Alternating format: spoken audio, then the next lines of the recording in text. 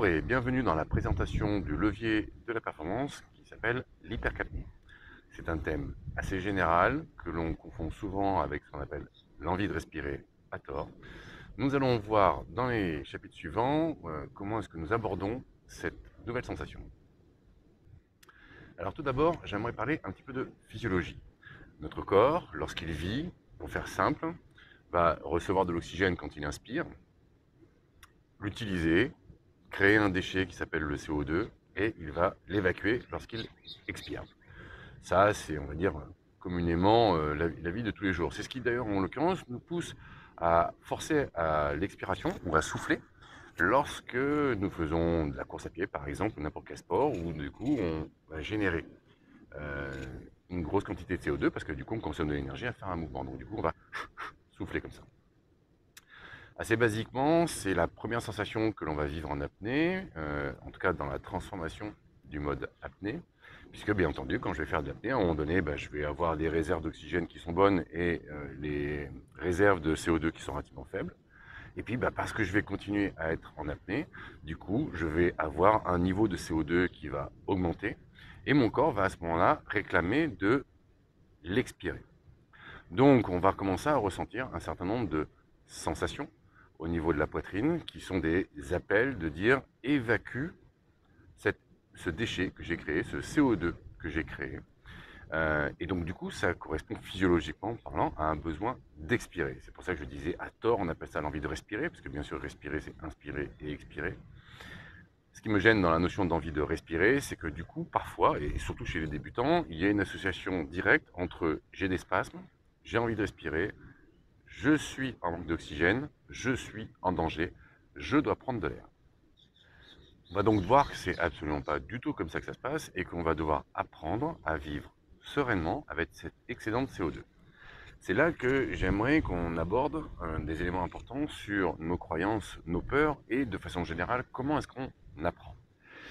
Si je demande à un débutant en ski, en roller ou en vélo de dire écoute, vas-y, jette-toi dans la pente, tu verras avec la vitesse, ça ira vachement mieux, tu auras un meilleur équilibre sur tes skis, sur tes rollers ou sur ton vélo.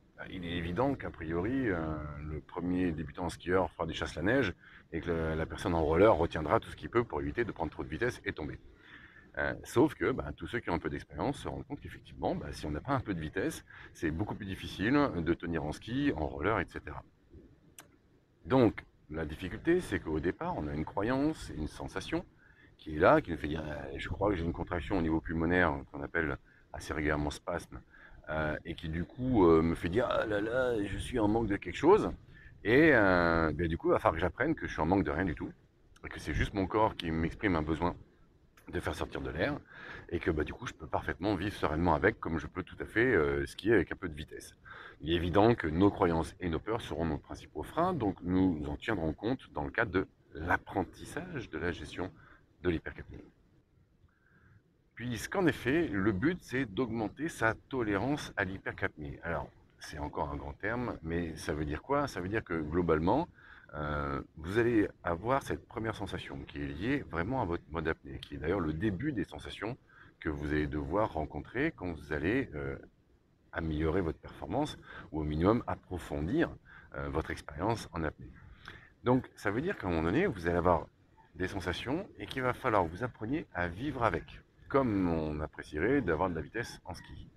Et c'est ça qu'on appelle l'accoutumance au CO2, parce que votre corps il est prévu pour vivre avec du CO2, il n'y a pas de souci avec ça. Sinon, vous pourriez éventuellement être exposé à un danger, et c'est pas le cas. En revanche, notre tête, elle n'est pas forcément comme elle n'est pas avec la vitesse en ski. Donc il va falloir apprendre à vivre avec, c'est ça, la tolérance au CO2.